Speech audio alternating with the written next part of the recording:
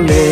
তুই পরের বাহু ডোরে আমার ভেতর যাচ্ছে পুরে তুই হিনা এই আমিটা তিলে তিলে যাচ্ছে মোরে আমার পুরুষে পুরুক বুক তুই কুরারে তোর সুখ তবু মরার আগেও আমি দেখবো না রে তোর মুখ আমার মৃত আত্মাটা তোরে ডাকবে একদিন খুব আমি দেখবো সেদিন তুই ওরে কেমনে রবি চুপ